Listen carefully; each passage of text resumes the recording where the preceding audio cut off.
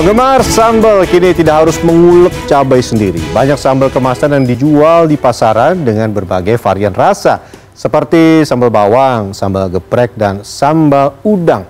Bagaimana rasanya membuat sambal seharian? Ikuti liputan berikut ini.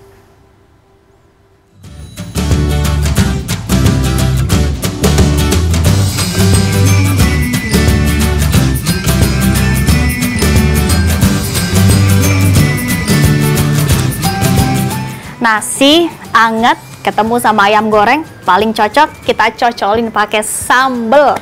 Wah, ini saya lagi makan sambal tapi nggak ribet-ribet ngulek sendiri, tapi udah ada sambal kemasan. Langsung praktis kita makan pakai ayam goreng.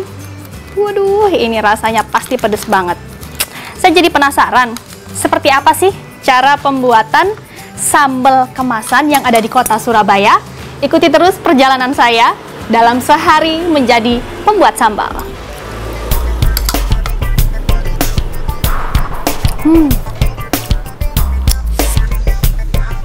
Merah, pedas, dan bikin ketagihan. Apalagi kalau bukan sambal. Sambal memang paling cocok dinikmati bersama hidangan khas Indonesia. Bahkan sekedar dimakan dengan nasi hangat saja, sambal sangat menggugah selera. Katanya sih, apapun makanannya kalau nggak pakai sambal, rasanya kurang nendang. Uniknya, cita rasa dan tingkat kepedasan sambal di tiap daerah berbeda. Sambal khas Jawa Timuran misalnya, memiliki rasa yang sangat pedas. Salah satu sambal kemasan dari Sidoarjo, Jawa Timur, sambal cuk, memiliki puluhan varian rasa sambal dari berbagai daerah. Kata cuk adalah ungkapan khas area-area Surabaya yang memiliki banyak makna. Namun sambal cuk adalah singkatan dari cabai ulek kemasan.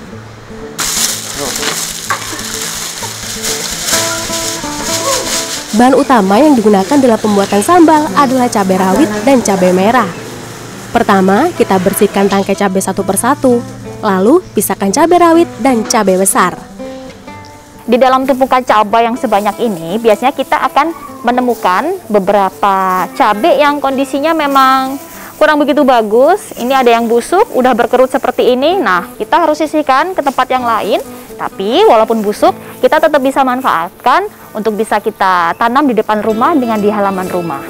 Ibu udah berapa lama menjadi pekerja di sini?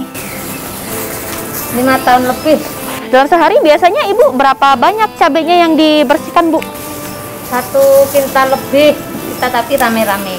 Nggak panas tuh, Bu, tangannya. Lumayan karena kita sudah terbiasa. Oke, tetap semangat yuk. Kita bersihkan lagi.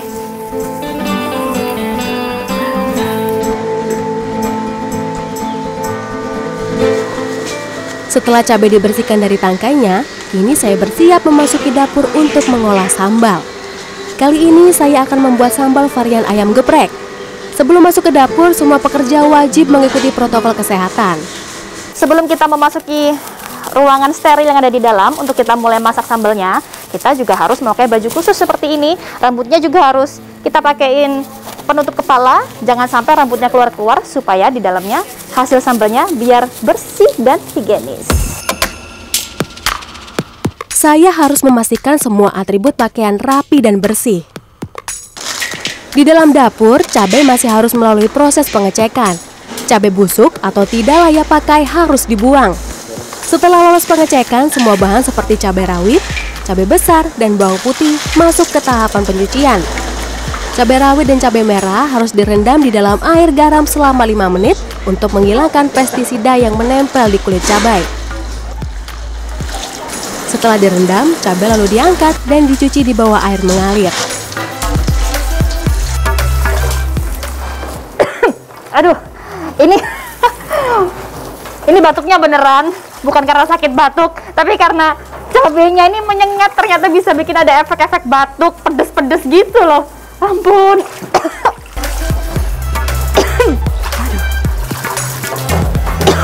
Ini beneran loh. Lanjut, kita giling semua bahan ke dalam alat penghalus bumbu. Kali ini kita menghaluskan cabai dan bawang putih sebanyak 30 kg. Setelah halus, masukkan cabai rawit dan cabai merah ke dalam alat pengering. Cabai yang memiliki kadar air sedikit akan lebih lama disimpan. Berbeda dengan bawang putih, tidak perlu masuk ke alat pengering, tapi langsung digoreng di kuali dengan minyak yang agak banyak. Apinya kecil saja biar nggak gosong ya.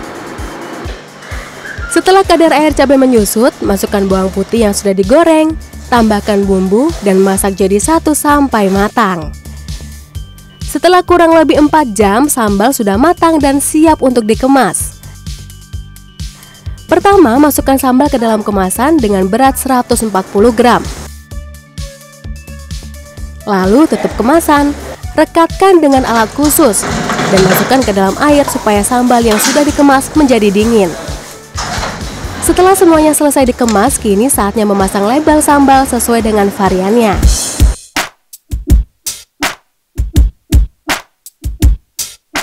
Posisi penyimpanan sambal kemasan ini harus dibalik. Fungsinya supaya kita tahu ada atau tidak kebocoran sambal yang ada di dalam kemasan ini. Selain didistribusikan ke toko oleh-oleh, pasar swalayan, dan ke luar negeri, sambal juga dijual di rumah produksi di kawasan Delta Sidoarjo. Beberapa orang membeli sambal di sini untuk dikirimkan lagi ke teman-temannya di luar kota.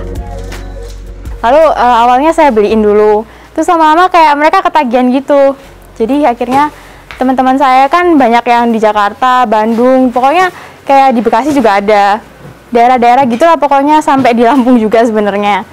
Ya akhirnya mereka kayak gara-gara pengen banget gitu kan, jadi mereka titip ke saya, jadi akhirnya saya beliin juga, saya langsung kirim ke sana juga. Usaha mikro kecil dan menengah atau UMKM sambal cu ini diawali pada 2010. Harga jualnya mulai dari Rp25.000 sampai Rp38.000 per botol. Kita memang punya komitmen karena pasar sambal ini adalah untuk menengah ke atas. Sedangkan para customer itu menyukai barang-barang produk yang berkualitas.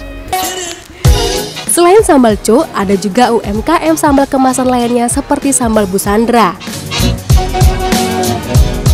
Proses pembuatannya hampir sama dengan sambal yang lain. Kita siapkan dan cuci cabai rawit dan cabai merah sampai bersih. Setelah itu masukkan cabai ke blender. Kali ini saya akan membuat sambal bawang dan sambal udang. Varian sambal ini yang paling banyak diburu oleh pelanggan. Untuk membuat sambal bawang, pertama goreng bawang merah. Setelah agak matang, masukkan cabai yang sudah dihaluskan.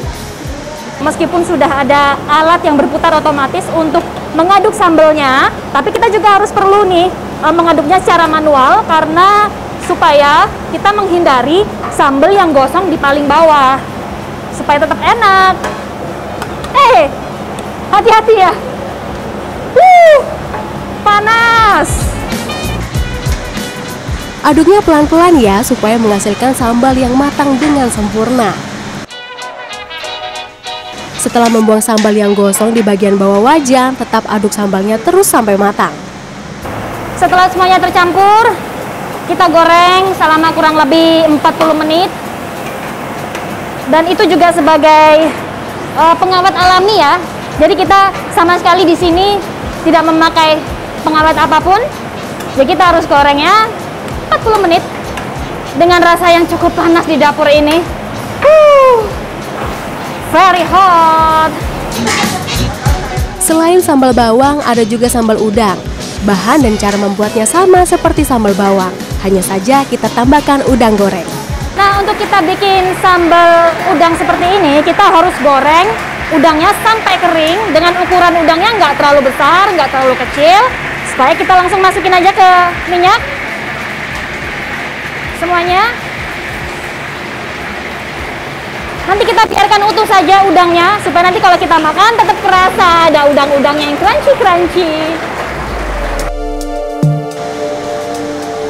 Setelah semua sambalnya matang, kita lanjut ke proses pengemasan. Sambal Busandra dikemas setelah sambalnya didinginkan di suhu ruang selama 1 hari. Nah, dalam satu ukuran botol ini beratnya kurang lebih 150 gram. Nah, kita pakai centong, 1 centong gini kita masukkan. Nah, masih kurang kita tambah dikit lagi. Oke, nah batasnya itu 150 gram. Oh, terlalu banyak. Tapi nggak apa-apa, nanti kita bisa kurangi. Jadi kurang lebih ada di bawah leher sini. Tutup botol. Jadi kita nggak perlu lagi untuk nimbang-nimbang. Hemat waktu. Setelah dikemas, tutup botol, lalu rekatkan dengan menggunakan alat khusus. Setelah itu, buka tutup botol untuk cek kebocoran pada botol. Selanjutnya, botol kemasan saya tempel dengan stiker sesuai dengan varian rasa. Bu Sandra bersama 10 karyawannya memasak sambal dengan varian yang berbeda setiap hari. Tiap varian biasanya membutuhkan kurang lebih 15 kg cabai rawit. Awalnya saya sih coba-coba ya, terus saya coba pertama itu udang, kemudian peda, sama jambal roti. Tapi dengan berjalannya waktu, kan banyak orang yang minta varian berbeda. Jadi yang sekarang terus banyak yang minta bawang. Nah, kebetulan hari ini ada kurir yang datang mengambil pesanan untuk dijual ke pasar swalayan. Harga jual sambal Bu Sandra mulai dari Rp20.000 per botol. Aduh, berat Pak. Silakan dibawa Pak. Terima kasih. Hati-hati Pak.